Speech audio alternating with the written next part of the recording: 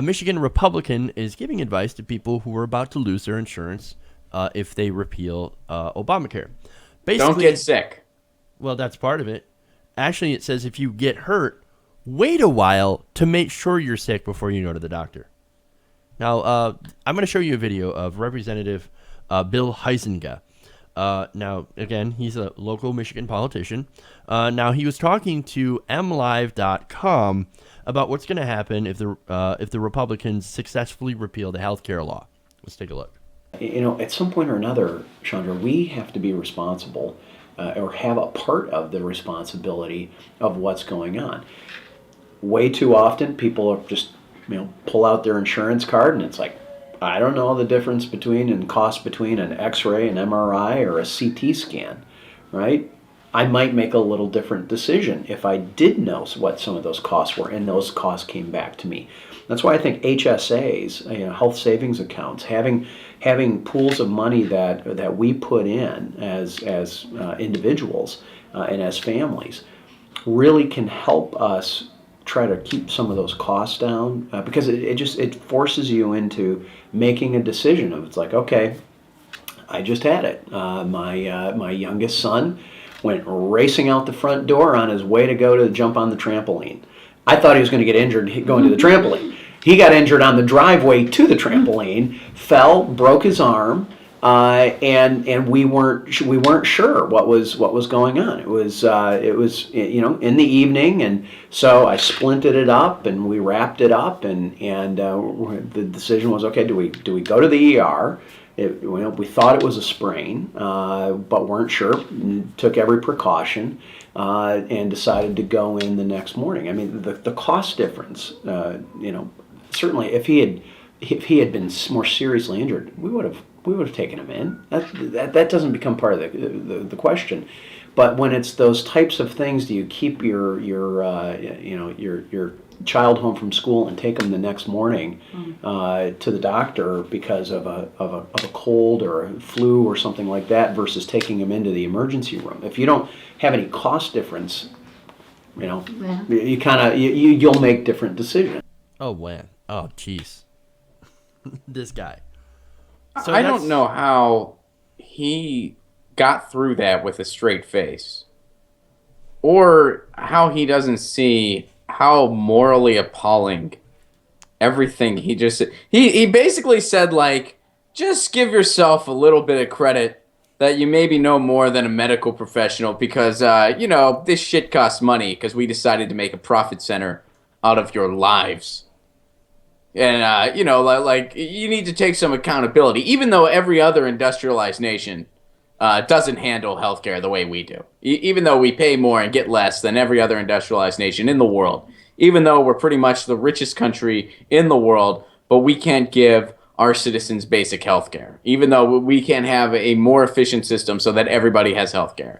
Yeah, but Ron, it's your responsibility to not get sick.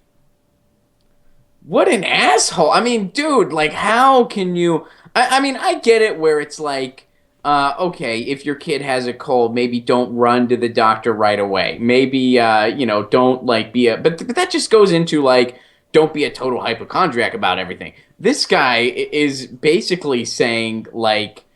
it puts this responsibility on the person almost as if to say, you're the reason we have this messed up system. And no, a sick person, or a person that goes to the ER because they have to, or a person that goes to the doctor because they're sick, they're not the reason we have this messed up system. We have this messed up system because of a for-profit health industry that's been going on for far too long in this country. Yeah. And it's getting to the point where they're just looking to blame everything else. Instead of just recognizing that we need to have a nonprofit, single-payer, universal system, which I do strongly believe we will inevitably get to. There's no way pretty much everywhere else, pretty much every other country has some form of it except for us. There's no way we're not going to eventually get there. How far away we are, I don't know. I really thought that, the Affordable Care Act was going to be a catalyst in the right direction, which I think it was. But if we go backwards...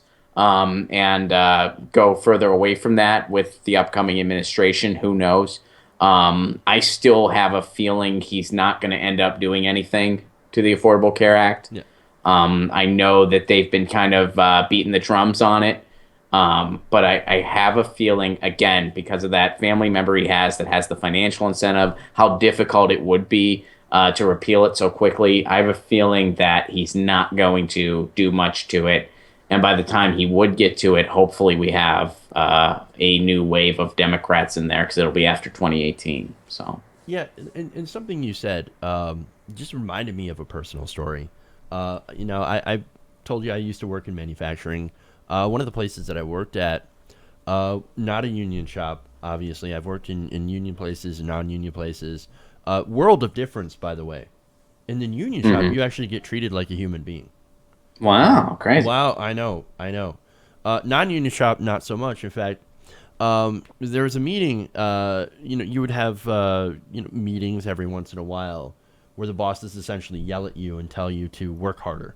I missed one of those. I decided to take the day off because fuck them. When I came back, they told me about this meeting where they were talking about health insurance and having to switch to a different health insurance carrier because, according to the boss, the CEO was there essentially saying your kids cost me too much. Your sick kids cost me too much. So we're going to have to go to a cheaper insurance with less options. Seems like a really caring boss. Super caring. I mean, great, awesome guy. I loved working there, so much so that I was like, "Fuck you, I'm not working here anymore." So yeah, that's exactly the kind of mindset that this guy subscribes to. Is don't get sick, because you're going to cost me money, and that's the quote unquote free market plan that they have. Now, as far as an actual replacement, you hear a lot about repeal and replace, right?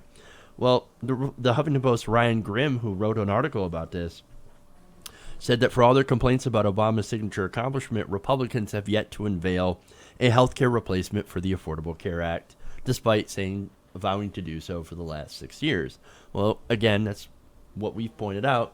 They don't fucking have one. They don't have a replacement. Yeah, I don't think they have one either, but that's the thing. They No. need, I mean, when 20 million more people have health insurance than did prior.